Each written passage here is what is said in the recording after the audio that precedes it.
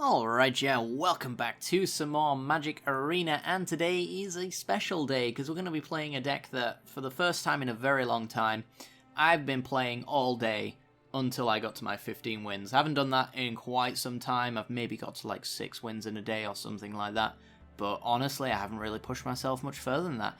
Today's deck is one that I have been playing all night and having an absolute blast with, and it's actually in the Heliod's event.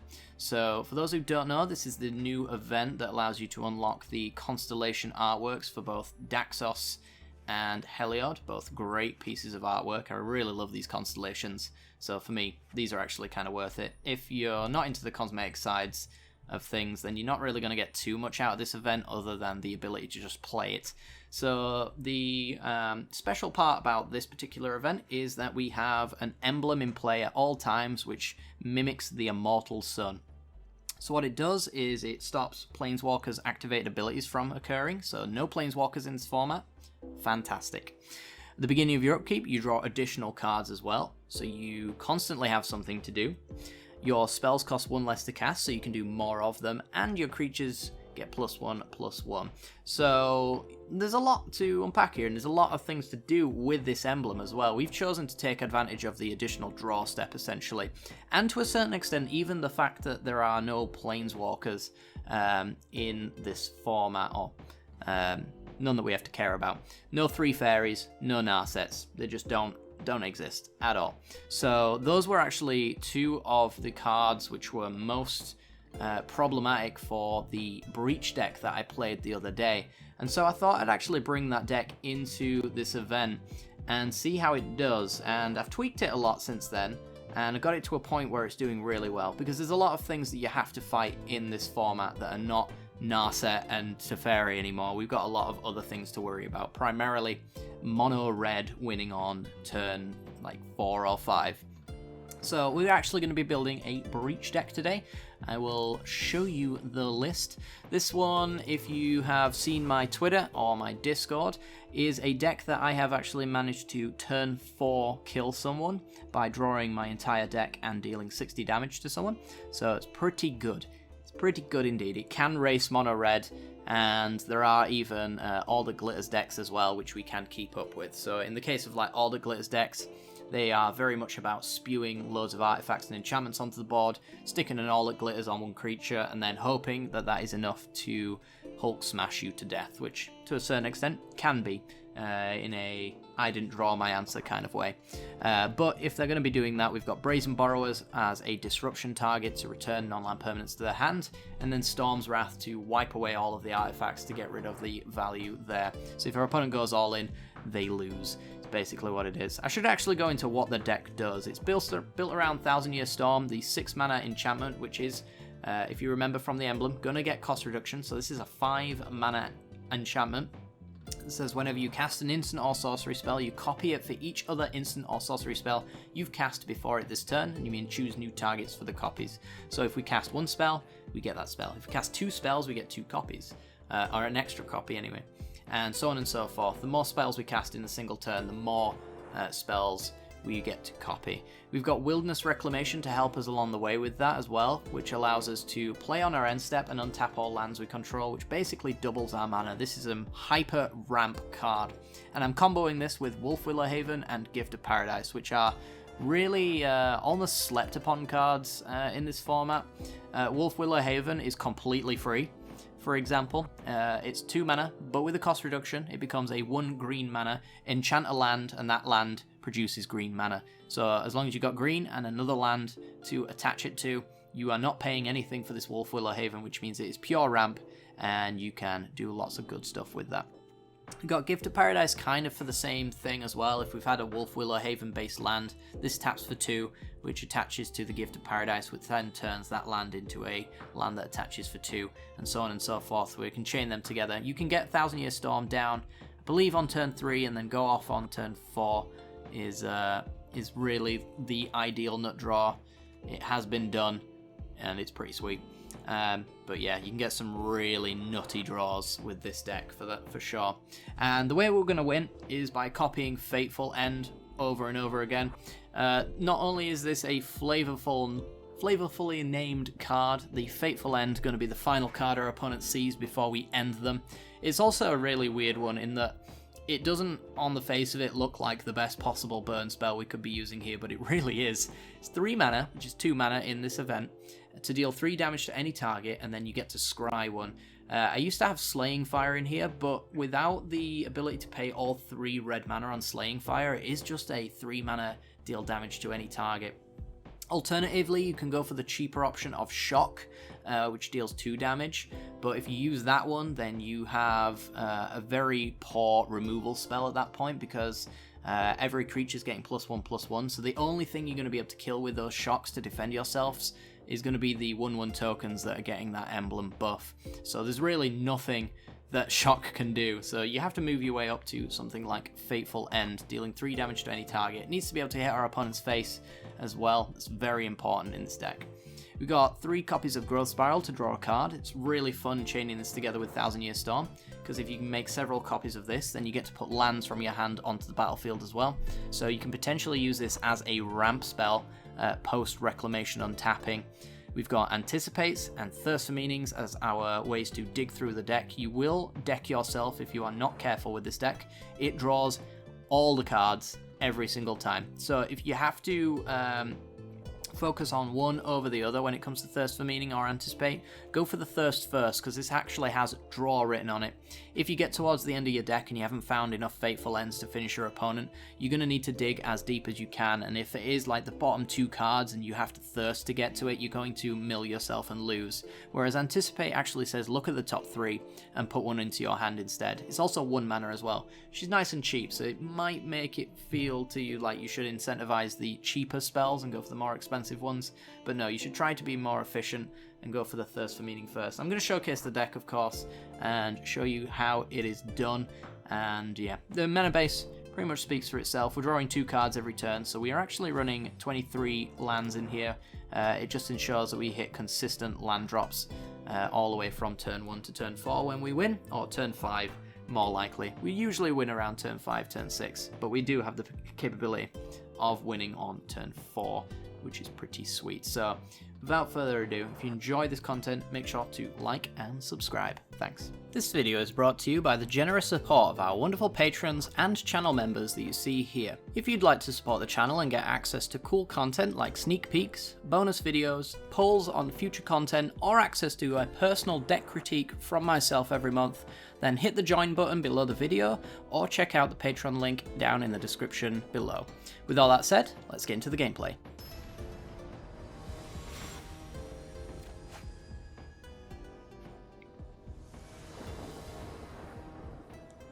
Alrighty then, we are in, and this is probably a keepable hand. It's got all of our combo pieces in. Ramp if we can find green, which we're drawing 2 cards next turn, so there's a good chance we can find some green and do some magical stuff, and if we can, this hand can be very nutty with the right top decks. See what our opponent's playing. I mean, even if we have to play a little bit slowly, we're probably going to get Wilderness Reclamation down or Gift of Paradise down on turn 3 anyway, but we'll see. Alright, so opponent's throwing out all the stops. Mono, 1-drop, tribal. It's probably got all the glitters or something like that as their payoff card here. So we don't have too much time. We need a green source. Ugh. Okay. Well, the worry is in effect, we're not drawing our green mana. I don't think you ever mull this hand, ever, for the record. But it's unfortunate that it's not going the way that we want it to. All That Glitters, absolutely fantastic. Let's get that out of the way with the All That Glitters, get one of the most powerful things off the board there as well. Opponent might want to have considered going for any other target, I think, there. Since it was the most likely to be bounced to begin with, you want to spread your threats wide if you can. Alright, Stonecoil Serpent's back out again, and we're dropping down 2/2s like it's running out of fashion. Come on, green sauce. Okay. Well, we got Thirst for Meaning, so, I mean, we can Just do it now, I guess. There's really no reason not to. Fateful End. Get rid of 1,000-Year Storm. And we'll pass with Brazen Borrower Mana open again, just in case they want to Order Glitters. They might be a little less inclined to do so, knowing that I've got some response here. But this isn't looking very good for us. I guess we just need to Storm's Wrath next turn.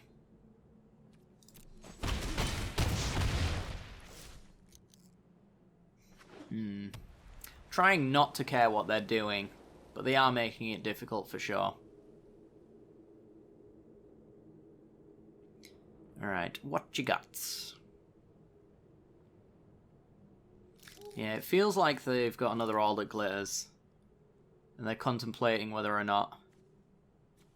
I'm just going to hover their cards so it looks like I'm ready to use a thing on it. This is called bamboozling, chat. Alright. So now we've got a full board wipe by the looks of things, as long as they don't have some sort of way to give indestructible to all their creatures. We should have no troubles here. We'll just go Storm's Wrath, see what happens. Got Anticipate to find the green source that we still have not drawn. And there goes all the threat on the board. This is probably the slowest win that we're going to get here, because I reckon we are going to win. Reasonably confident about that. I guess as long as Anticipate actually hits a green source. That is. Which I think is what we're going for right now.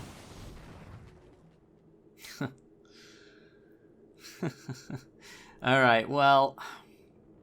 we're going to go Wolf Willow Haven. We need to top deck a green land here.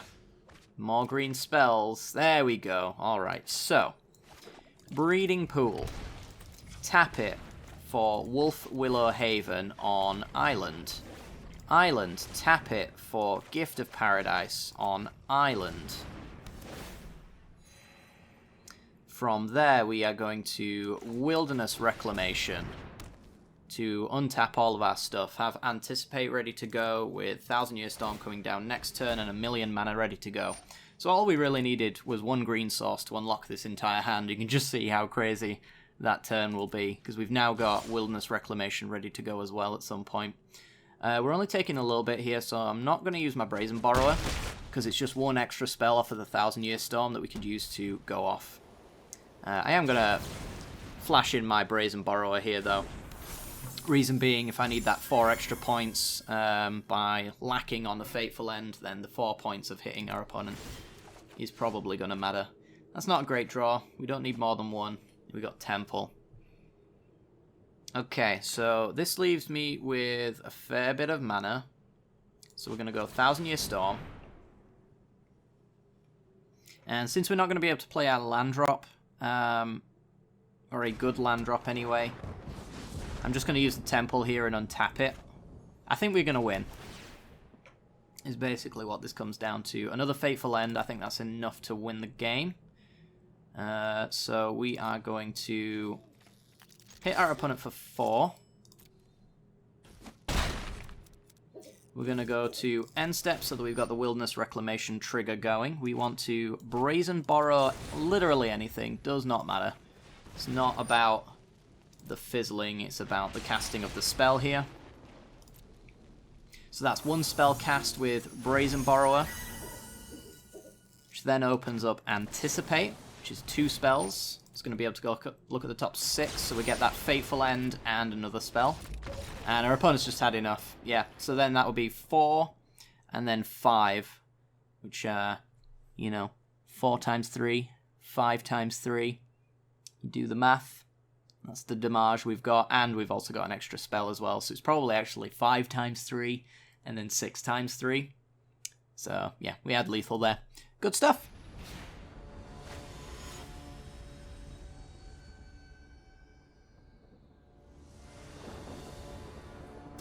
Alrighty then, we're in, and this hand's fine-ish. It needs blue mana. I love how I hit the record button and suddenly I've got mana issues. Not once did I get colour screwed when I was playing this deck. And now it just never ends. I could mull this. It wouldn't be the worst thing in the world. but I think 1 blue source in this hand is insane. So I'm going to take the risk. Mono white. Seems to be a really popular deck. Mono white artifacts, stick all that glitters on it and just win. Usually we can draw Storm's Wrath in time, just to hit them real hard. Fateful End. Alright, so Wolfwillow Haven on Stomping Ground. That's going to generate the 2 mana off of 1 land for Gift of Paradise, so we're going to get to play that next turn, and then another 2-drop. So if we can time things right, we might even be able to kill a Steel Overseer here, perhaps. But I doubt it. I don't feel like my opponent's deck takes a hand that doesn't have all the glitters in it. Yeah. Good lord. Yeah, they certainly don't take one that has 2 all the glitters in it, right? That would be a bad idea. Yeah, sometimes, you know, opponents just have a hand like this, and we were going to draw really good as well. That is so unfortunate. So this turn we had Gift of Paradise on here.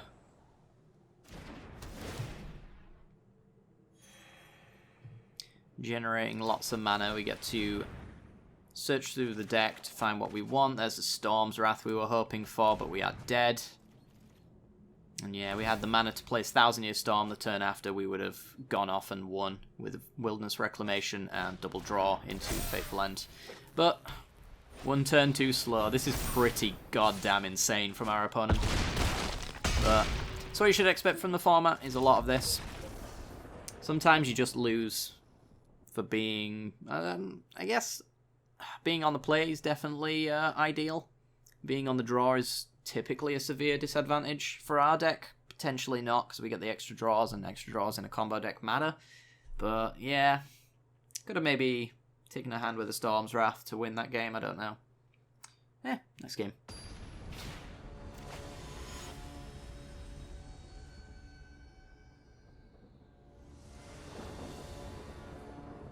You cannot make this up. Where are my manners? Where's my lands? It's a keeper, because I've got turn 1 Breeding Pool to Wolfwillow. So, I mean, we do have 2 mana to go Thirst for Meaning and Brazen Borrow and things like that, and our combo in hand. So, we're never turning this hand down, but could do with some lands, game. If you'd care to show me where they are. They better be on the top of my deck and not all at the bottom. Alright, so we've got 2 mana to work with next turn. We can produce blue and green at the same time, so things like Growth Spiral are reasonable draws here. And let's see what we got. Land and Wolfwillow Haven. Okay. So let's produce some mana. Let's put Wolfwillow Haven on this mountain and turn that into a Gruul land. Play Wilderness Reclamation. And if we draw a land, we got Thousand Year Storm down next turn. So, yeah, we're doing it. Got Brazen Borrower to bounce and be our first spell for the turn, which means Thirst for Meaning is going to produce us 6 cards. Or go 6 cards deep anyway. We are going to have to discard a few along the way, but once we're on our end step, any enchantments we draw is just going to be a discard 1, which is perfectly fine. So I'm going to take the 1 here. 2, sorry. From the 1. And probably, if I had to guess, it's the Temur Adventures net deck. Come on, land. Ugh, come on now. Come on now. Alright, well, Thirst for Meaning.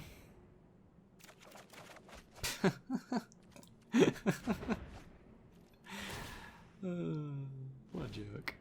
Okay. Pass the turn. I swear to God, this deck actually does a thing.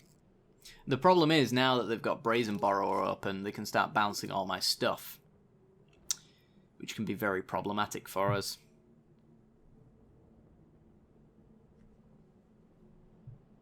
So, is that one they want to go and do? Because they can actually bounce 2 things here with Brazen Borrower. These 2 are effectively free, though, so it's not actually going to do anything. But bouncing Reclamation is definitely going to be annoying and stop me from casting Thousand Year Storm. Edgewall, Innkeeper. Okay, leaving that blue open. Yeah. Alright, well, if that is the case, we are, I think, just going to go for Thirst for Meaning here. Get rid of a spare 1000-Year Storm, because they're not going to counter it, they're just going to bounce it.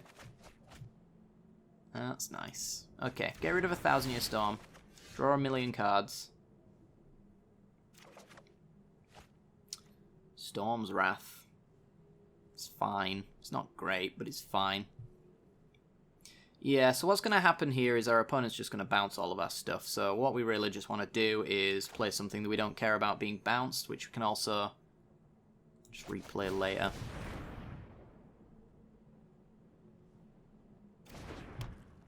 The question is, do I shock myself so I can play Thirst for Meaning? Because no doubt my Reclamation gets bounced. Yeah, they're already hovering my cards. Do I want to Thirst for Meaning here? I think not. I think I can afford to wait. Let's just go Breeding Pool and pass the turn. Well, let me untap. That I find quite interesting. Okay. Well, as long as we're not dead, we can keep going. Fae of Wishes. Okay, so they've tapped out, which means they have lost, I'm pretty sure. Because we've got near infinite mana and a 1000-Year Storm. And a draw 9 currently in hand. So, Ether Gust, Ether Gust. And the wrong colour mana to cast it. Okay. So, my turn. They're discarding to hand size, it looks like. Got more Brazen Borrowers. And we are going to go Steam Vents untap, just so we have more mana floating. It's going to matter to a certain extent. I think at this point it's really not going to matter. But, you know, every little helps. If we lost by that 1 mana, it would be a tilt. Alright, let's get rid of Lucky Clover. Really don't actually care if it goes anywhere. Just want that extra spell. Alright, untap all our lands. We're gonna go... do we want to draw our entire deck first with Brazen Borrower first? So we go, like, Thirst for Meaning? I guess that's kind of what we want to do. Yeah? Yeah, let's just maximize our output. So, Edgewalling Keeper. And the token gets bounced. That means this is a draw 9 for 2 mana. We still have another untap ready to go as well for the record. So now we're going to draw 9 cards. And we're going to discard 2. Should be discarding the shocks and taps, actually, because if we get Growth Spirals, then we get to put them into play. Thirst for Meaning's not doing a very good job. That's interesting. Right, so now we're going to go with Thirst for Meaning, favoring that over the Anticipate, because while they go about the same distance, this one draws you a card, and this one technically doesn't, which means... you can mill yourself with Thirst for Meaning, but you can't mill yourself with Anticipate. So you want to use the Anticipates last. We're going to discard those tap lands as we mentioned. Not too interested in them.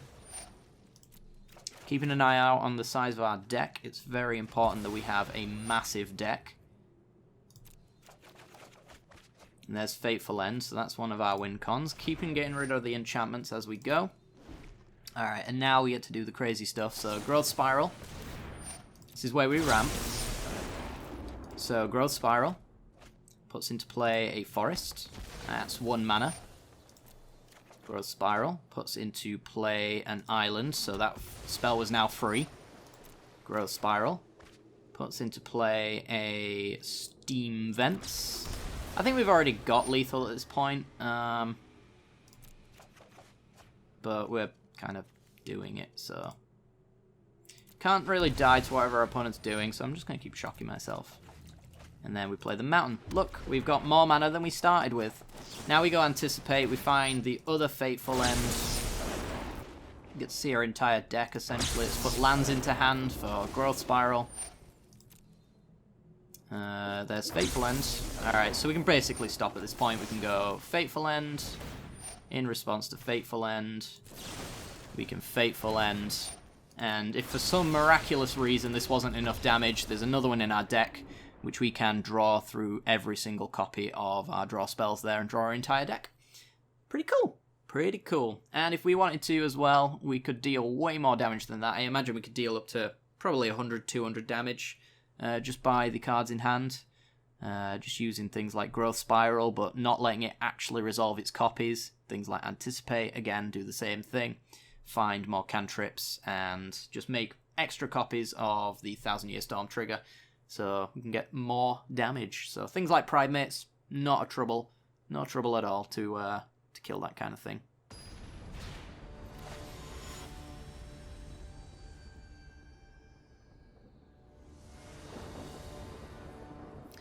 Alrighty then, we are in, and I think this is a keepable hand off the basis that we have a turn 3 Storm's Wrath, which can pretty much win several games in this format, I found. So we're just gonna go tap land and pass, I think.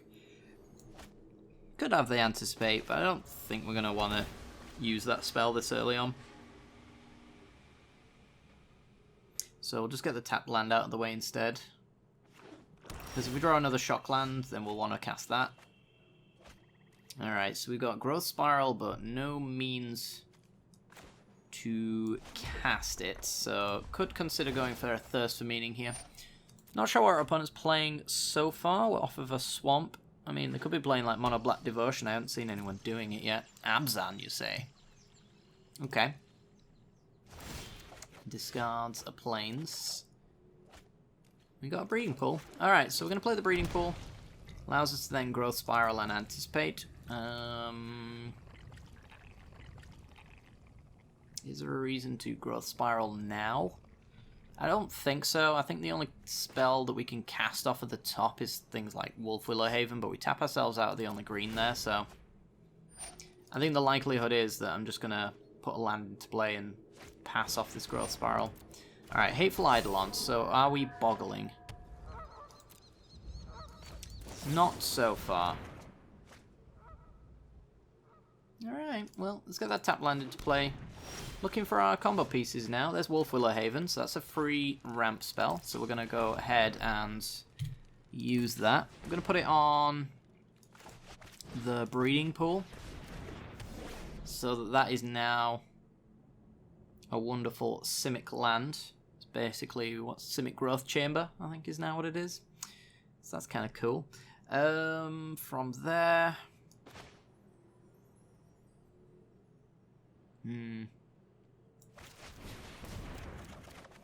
Got Gift of Paradise, which we're not going to discard. We're going to go Island Steam Vents.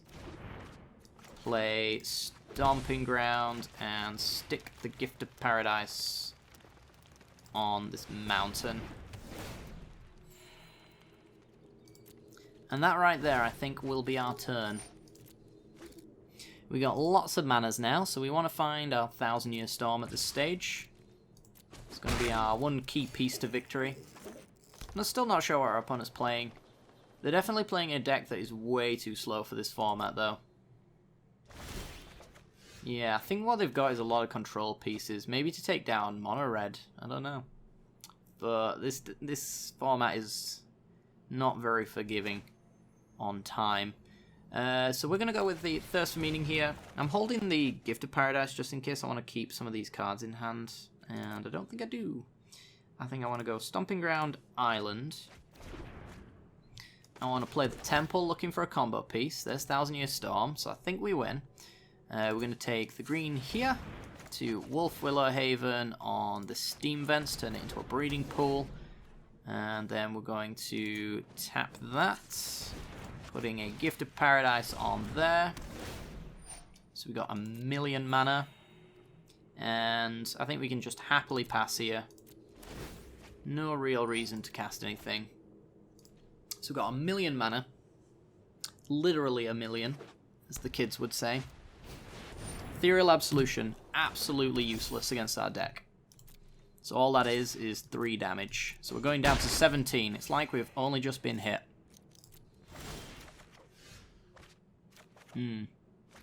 Yep, that's a growth spiral. Okay, so I think we're going to win. If we don't win now, we're going to win next turn. So I probably should have manual tapped here, because I think that it's not tapped us in a way that I like. It's favoured the Gift of Paradises, which don't produce 2 colours of mana, unlike the Wolf Willow Havens, which have been tapped. They're Simic lands, which means Growth Spiral would have worked there quite nicely. Yeah, I think I'm going to pass. If I do feel the need to go off, I can just do it on my opponent's turn anyway. I can do exactly what I was going to do right there on their end step, or in response to them killing Thousand Year Storm. Elspeth conquers death. So yeah, we want to start going off a little bit. So we're going to Growth Spiral. Draw a card. Wilderness Reclamation's a good one. Then we're going to add 2 blue so that we can anticipate. Refilling our hand essentially here. And yeah, finding the piece that they're going to get rid of. So, Thousand Year Storm. Next, Anticipate gets me... I think Brazen Borrow is perfectly fine here. It's a 1 mana spell. And I don't feel the need to actually continue any further at this point. Although I guess we could take advantage of the Anticipate being a draw 3. Yeah, I suppose we might as well. We don't need to, but we might as well. We're going to get Wolf Willow Haven, because it's just extra mana next turn. Anticipate gets us garbage. We're just going to get the Breeding Pool. Next, Anticipate gets us Growth Spiral. We want the spells rather than the extra mana here, because I don't think mana is actually an issue at all. So Elspeth Conquers Death would be a problem if it were on Chapter 2. But it isn't. Which means we're gonna win. Alright, so we're gonna draw a card. We get another Thousand Year Storm, another Wilderness Reclamation. I'm gonna shock myself to send a message. That message is don't mess with me. Alright. Stick Wolf Willow Haven on this Temple of Epiphany. We are then going to Thousand Year Storm. Wilderness Reclamation. Wilderness Reclamation. Oh, actually, I think this might be Storm's Wrath instead. So we've got extra growth spiraling. Yeah, I think it's actually Storm's Wrath. It feels weird to do, but I'm pretty sure it is. So that's the first spell. We're going to go to end step. We're going to untap. Second spell is Pay Theft. And now we need Growth Spiral to do some magic. We're intentionally fizzling just in case we go off. We don't want our opponent having that Conquers Death back. We're going to go Growth Spiral. So that's a draw 3. That's a dead card. It's a fine card. Alright, we whiffed. Cool. Cool. I wonder if we can actually still win through Elspeth Conquers Death Chapter 2. I think we can, because we can go off on our opponent's turn. And we've got an extra Wilderness Reclamation anyway to generate so much mana that I think the +2 on every one of our spells isn't actually going to make that much of a difference. Yeah, I think we actually still win there, as weird as that sounds. We just need cantrips, which maybe I was a little bit aggressive with. We ended up running out. It might have been even better to actually, as I mentioned, keep the Anticipates for the following turn instead, but who knows? Who knows? Alright, that is gonna do it for today's video and for this wonderful little deck. I really do actually enjoy the Heliod's event. Quite a fair bit, actually. I'm surprised how much I ended up enjoying it, because it is a little bit mono-red dominant and almost feels very Legacy-like, which is maybe why I enjoy it. There's a lot of games that just kind of end in 2 or 3 turns, which can be not so great for some, but I don't know. I kind of enjoy it when it's like a heavy interaction-based 2 or 3 turns. I think standards 2 or 3 turns where nobody really interacts with each other. They just try to do the thing really quickly without ever trying to be interested in what your opponent's doing. That's less interesting, but I don't know. Maybe that's just my opinion. Maybe my opinion's wrong. I'm open to that. But, yeah, hopefully you guys enjoyed today's video. If you did, make sure to hit that like button and subscribe. I'm going to be putting out another video on this event tomorrow because I've got a nice little meme deck lined up, which is significantly worse than this one, but does have a lot of fun little interactions here and there. So look forward to that. Also, the 5,000 subscriber Q&A AMA thingamajig is going to be coming out, I think, on Monday as well. So if you haven't yet done so, go down into the description below and go and join the Discord. There's an AMA section there where you can leave your question for me for that video. There's still time to go do that. If you don't want to join Discord, though, you can go to the community chat tab on my channel, and there's a post that I made there where I ask you guys if you want to ask me any questions. So make sure to go and do that if you want to get in on that video. I'll pretty much answer whatever you ask me, to be fair. So have fun. Is all I'll say on that. But yeah, thank you very much for watching, guys. Thank you very much for getting us to 5,000 subscribers as well. It's a milestone that I've been looking forward to hitting for quite some time. So I'm glad we're there. Here's to 10k and all that. And I'll see you all tomorrow for some more Magic Arena Heliod event action. Take care.